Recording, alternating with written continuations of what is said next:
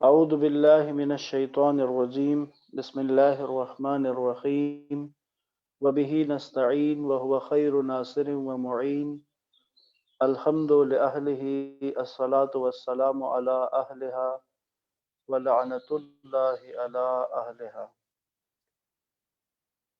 السلام علیکم ورحمۃ اللہ وبرکاتہ. تمام احباب کو، برادران و خواہران کو دعا و مناجات کی محفل میں خوش آمدید. الحمدللہ آج رمضان المبارک کا تیسرا روزہ جس کا آغاز کیا ہم نے خدا کے فضل و کرم سے. یہ دعا و مناجات کا سلسلہ جو شروع کیا ہے انشاءاللہ اس میں بھرپور استفادہ کرنے کی کوشش کریں گے. آج جس دعا کا آغاز کریں گے یہ دعائے افتتاح ہے رمضان المبارک کے شب کے اعمال، راتوں کے اعمال میں یہ دعا ذکر کی گئی ہے مفاتیح الجنان میں.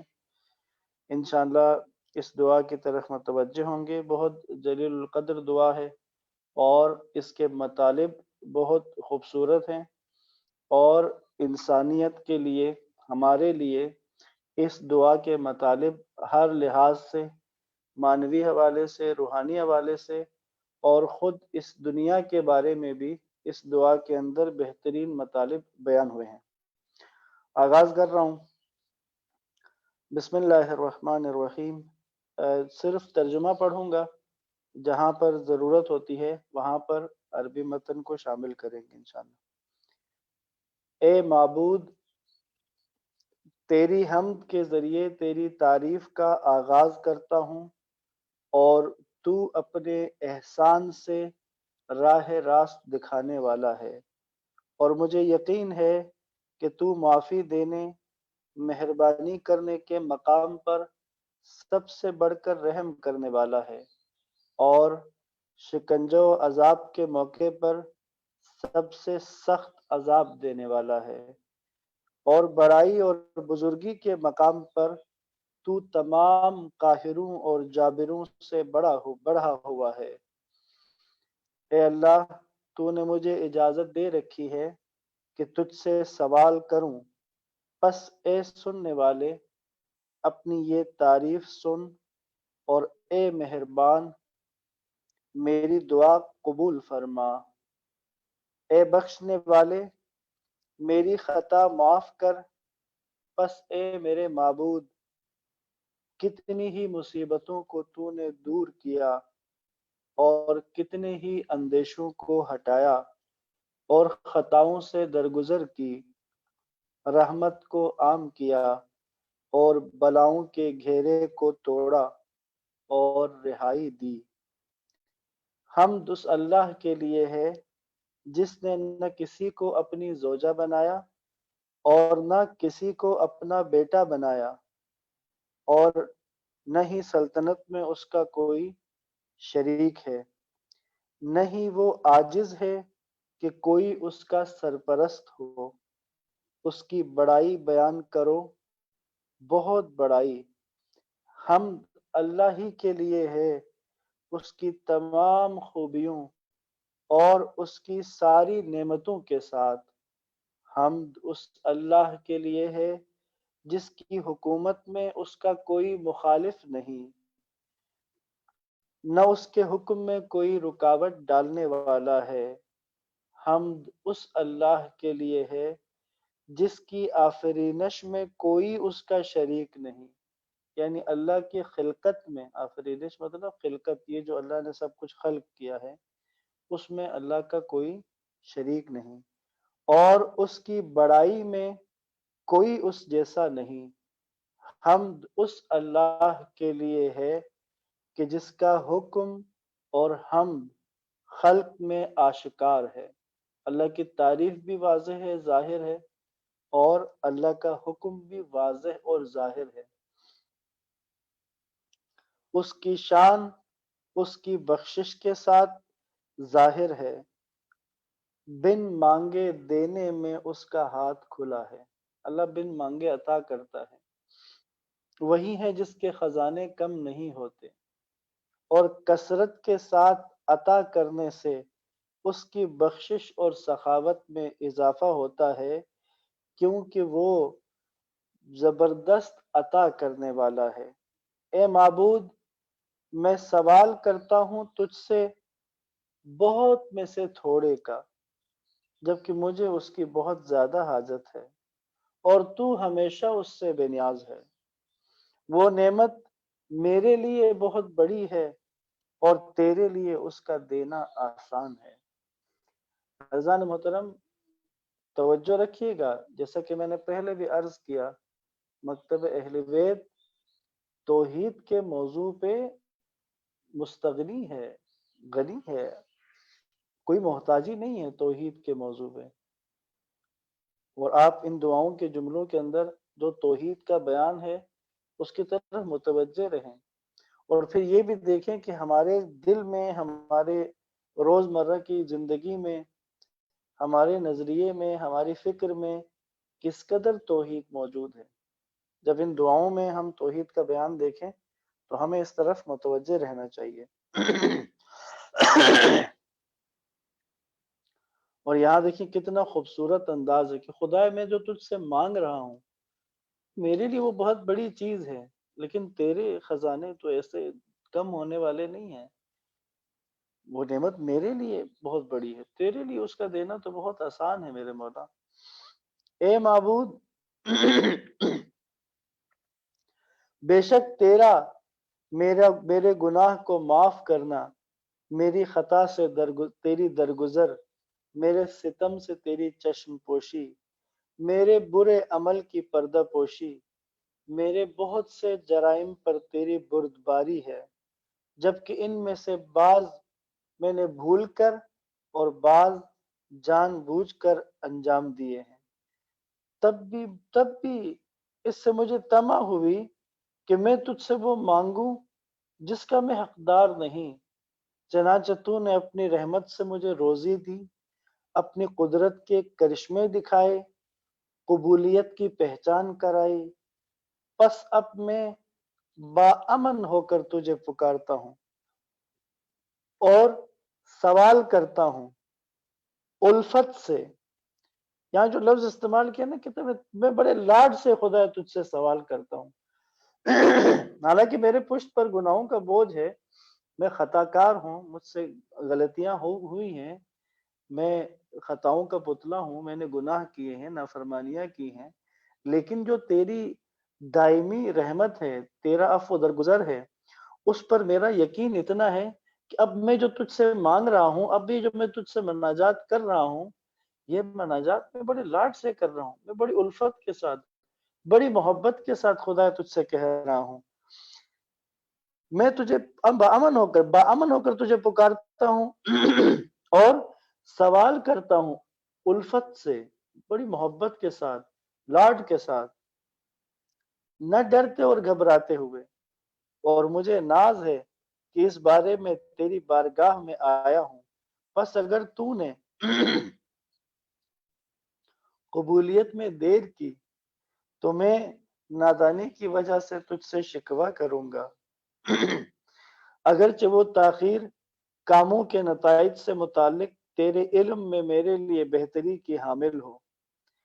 یہ ایک بہت بہت بڑا موضوع ہے عزیزان محترم۔ بعض اوقات ہم دعا کرتے ہیں، خدا سے کوئی چیز طلب کرتے ہیں، اور ایسا ظاہر میں نظر آتا ہے کہ وہ چیز ہمیں فوراً عطا نہیں کی جاتی، تو بندہ جلد بازی کی وجہ سے خدا سے گلہ کرتا ہے، شکوہ کرتا ہے۔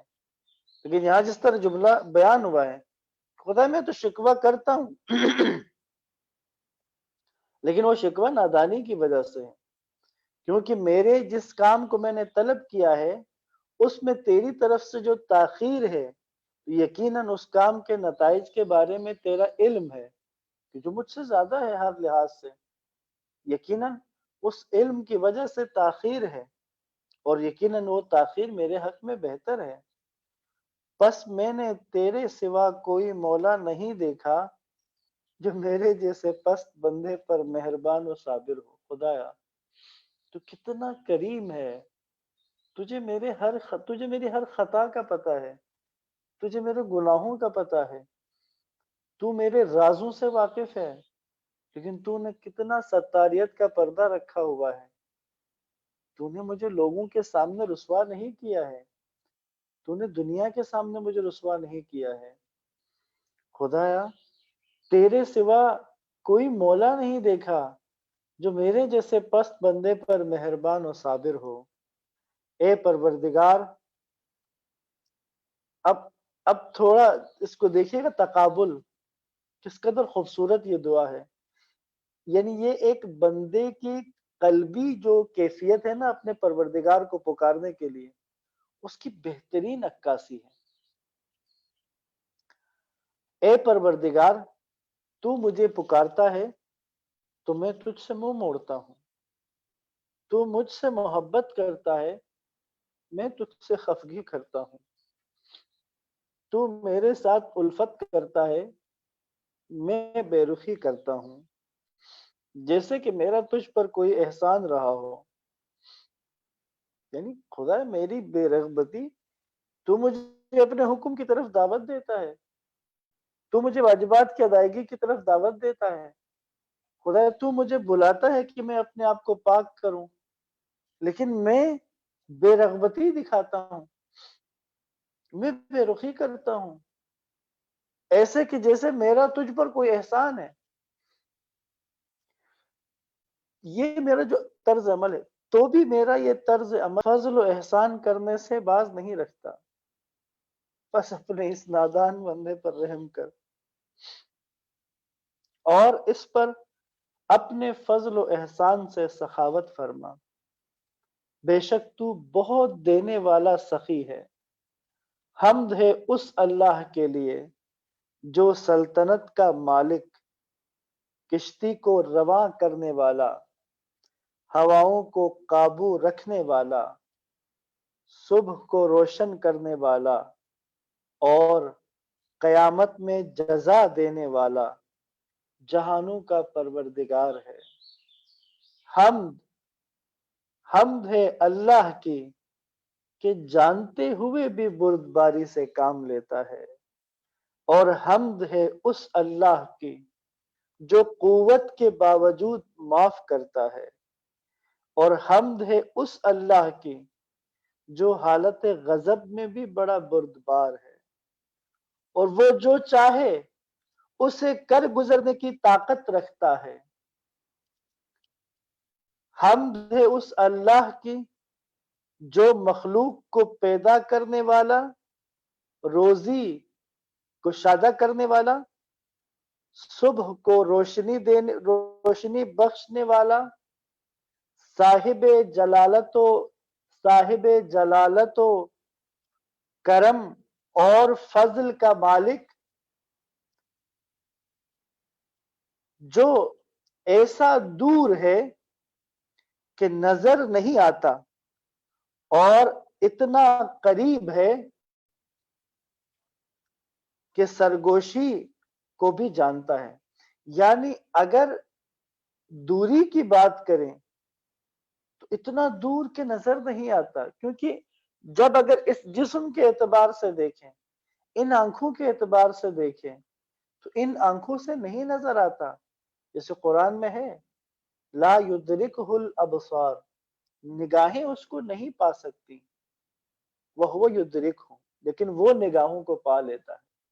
یہاں اسی طرح کی بات ہے کہ خدایا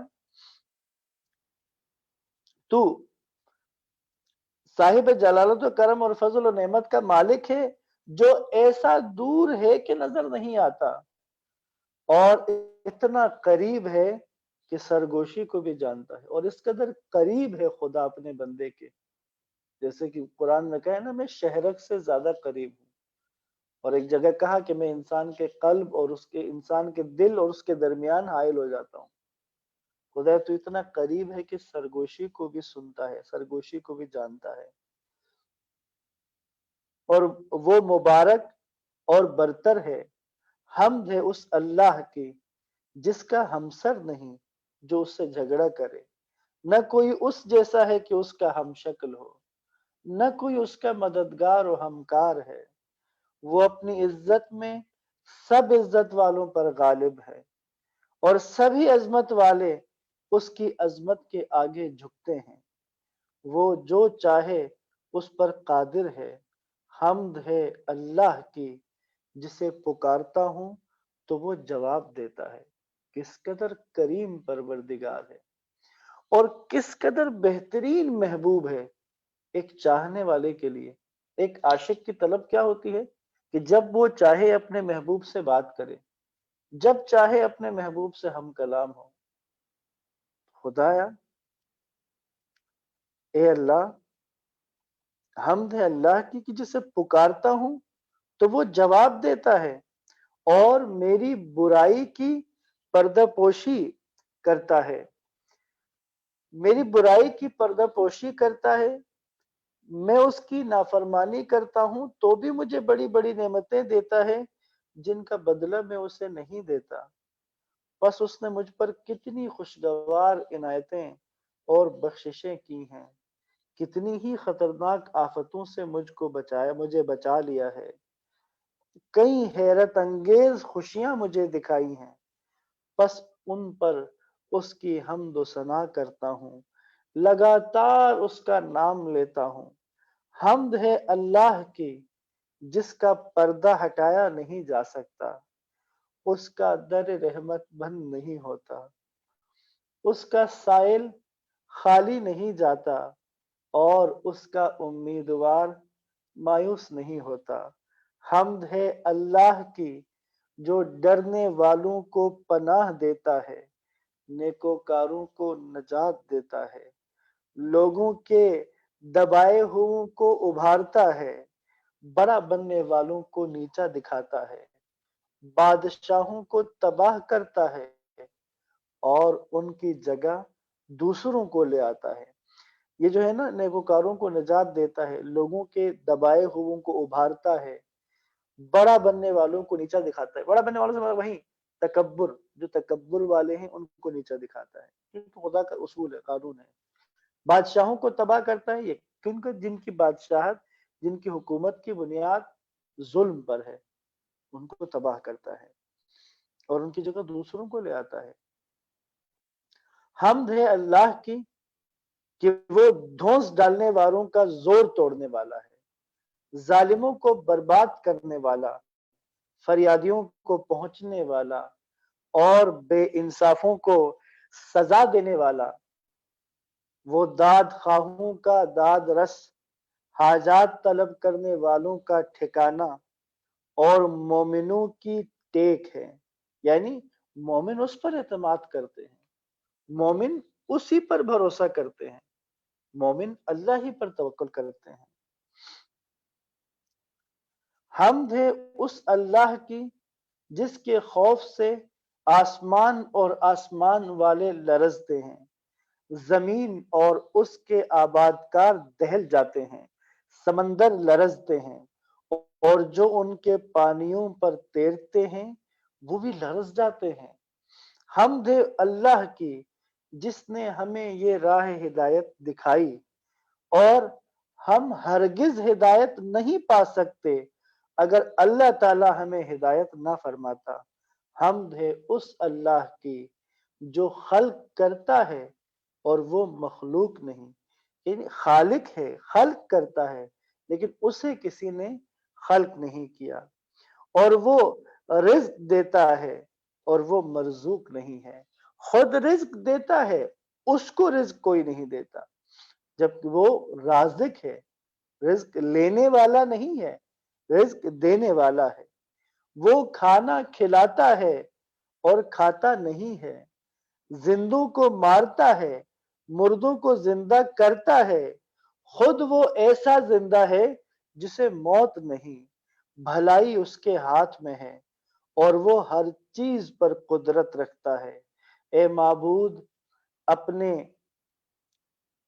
اے معبود اپنی رحمت حضرت محمد مصطفیٰ صلی اللہ علیہ وآلہ وسلم پر نازل فرما، جو تیرے بندے، تیرے رسول، تیرے امانت دار، تیرے برگزیدہ، تیرے حبیب اور تیری مخلوق میں سے تیرے پسندیدہ ہیں، تیرے راز کے پاسدار ہیں۔ اور تیرے پیغاموں کے پہنچانے والے ہیں، ان پر رحمت کر، بہترین، نیک ترین، زیبا ترین، کامل ترین، رویدہ ترین، پاکیزہ ترین، شفاف ترین، روشن ترین رحمت نازل فرما ان پر۔ اور تو نے رحمت کی برکت دی، نوازش کی، مہربانی کی اور درود بھیجا اپنے بندوں میں، اپنے نبیوں، اپنے رسولوں اور اپنے برگزیدوں میں سے کسی ایک پر، اور جو تیرے ہاں بزرگی والے ہیں تیری مخلوق میں سے، جن پر تو نے رحمتیں کی ہیں ان سب سے بڑھ کر تو رسول اللہ پر رحمت نازل فرما۔ یہاں سے اس دعا کا سمجھے کہ اگر ہم دعا افتتاح کو دیکھیں تو یہ دو حصوں کو ہم اس کو کہہ سکتے ہیں کہ یہ دو حصوں میں ہے، مفاہیم اور معنی کے لحاظ سے۔ ابھی اس جگہ سے اس کا ایک انداز دعا کا تھوڑا سا تبدیل ہو رہا ہے، اگلے مرحلے میں سمجھے دعا داخل ہو رہی ہے۔ اے معبود، جیسے پہلی رحمت کا تقاضا، پہلے درود کا تقاضا رسول خدا کے اوپر کیا، اب اگلے مرحلے میں دعا آگے بڑھ رہی ہے۔ اے معبود، امیر المؤمنین علی علیہ السلام پر رحمت فرما، جو جہانوں کے پروردگار کے رسول کے وصی ہیں، تیرے بندے، تیرے ولی، تیرے رسول کے بھائی، تیری مخلوق پر تیری حجت، تیری بہت بڑی نشانی اور نبع عظیم ہے، اور صدیقہ طاہرہ فاطمہ زہرا سلام اللہ علیہا پر رحمت فرما، جو تمام جہانوں کی عورتوں کی سردار ہیں، اور نبی رحمت صلی اللہ علیہ وآلہ وسلم کے دو نواسوں اور ہدایت والے دو اماموں، حضرت امام حسن علیہ السلام اور امام حسین علیہ السلام پر رحمت فرما، جو جنت کے جوانوں کے سید و سردار ہیں، اور مسلمانوں کے ائمہ پر رحمت فرما، تمام ائمہ پر، کہ وہ کون کون سا ائمہ پر؟ امام علی زین العابدین علیہ السلام، امام محمد باقر علیہ السلام، امام جعفر الصادق علیہ السلام، امام موسیٰ کاظم علیہ السلام، امام علی رضا علیہ السلام، امام محمد تقی الجواد علیہ السلام، امام علی نقی الہادی علیہ السلام، امام حسن العسکری علیہ السلام، اور بہترین سپوت ہادی امام مہدی اجل اللہ تعالی فرجہ الشریف پر رحمت فرما، جو تیرے بندوں پر تیری حجتیں اور تیرے شہروں میں تیرے امین ہیں، ان پر رحمت فرما، بہت بہت ہمیشہ ہمیشہ کی رحمت فرما۔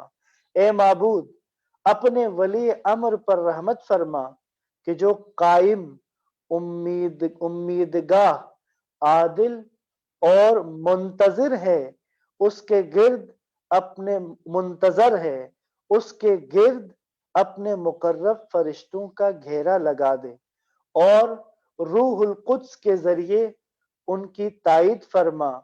اے جہانوں کے پروردگار، اے معبود، انہیں اپنی کتاب کی طرف دعوت دینے والا اور اپنے دین کے لیے قائم قرار دے، انہیں زمین میں اپنا خلیفہ بنا، جیسے کہ ان کو خلیفہ بنایا جو اس سے پہلے ان سے پہلے ہو گزرے ہیں۔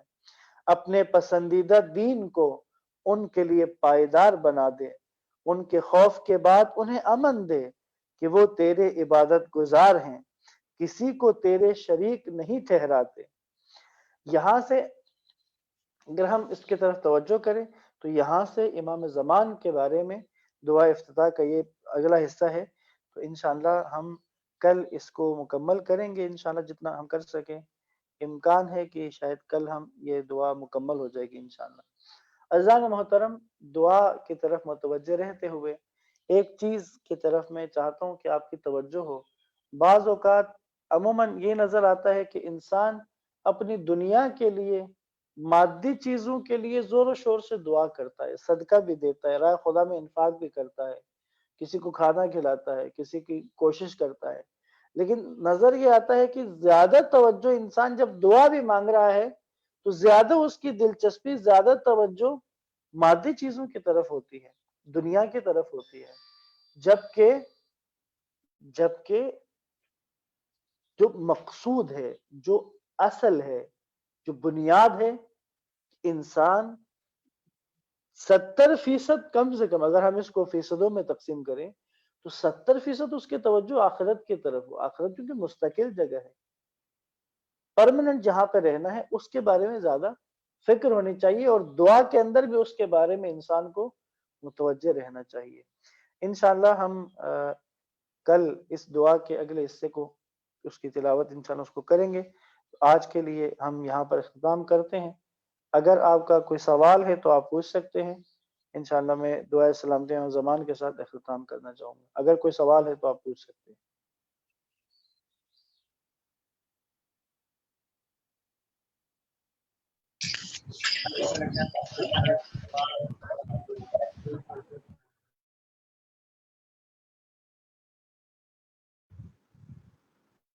السلام علیکم آغا جان.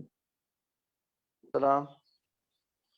آغا جان، یہ جو انتہائی سحر سے فجر کی اذان تک کا وقت ہوتا ہے، اس دوران میں اگر نماز شب پڑھی جائے تو وہ ادا میں شمار ہوتی ہے یا قضا میں؟ کائنڈلی ذرا بتا قضا دیں. میں. قضا میں؟ جی جی ٹھیک ہے، جزاک اللہ. جی.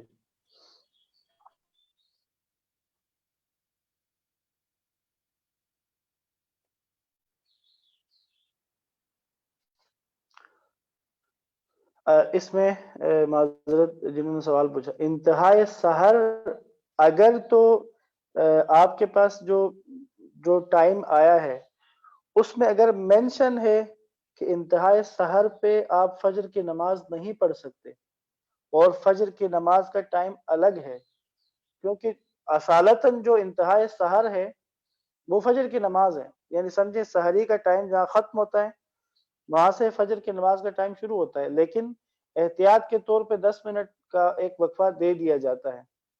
تو جو آپ نے سوال کیا ہے کہ نماز شب کی قضا کا ٹائم، تو وہ نماز فجر کے آغاز کا ٹائم ہے، اور انتہائی سحر اسی طرف ہے، کیونکہ میرا ذہن اس طرف تھا.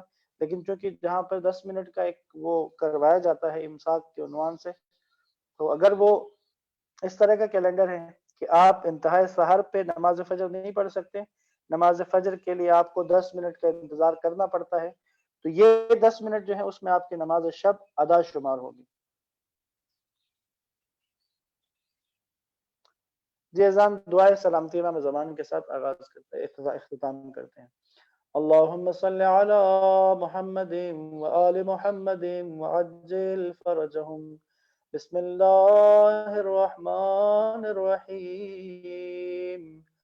اللهم كن لوليك الحجة ابن الحسن صلواتك عليه وعلى آبائه في هذه الساعة وفي كل ساعة وليا وحافظا وقائدا وناصرا ودليلا وعينا حتى تسكنه أرضك طوعا وتمتعه فيها طويلا. اللهم اكشف هذه الغمة عن هذه الأمة بحضوره وعجل لنا ظهوره. إنهم يرونه بعيدا ونراه قريبا برحمتك يا أرحم الراحمين. وصلى الله على محمد وآله الطيبين الطاهرين. اللهم صل على محمد وآل محمد وعجل فرجهم. والسلام علیکم ورحمۃ اللہ وبرکاتہ. رات 8 سے 9 بجے درس قرآن انشاءاللہ ہوگا، تو آپ سے اس میں شرکت کی گزارش ہے، اور انشاءاللہ کل 4:15 پہ دوبارہ دعا و مناجات کی نشست ہوگی انشاءاللہ. بہت شکریہ.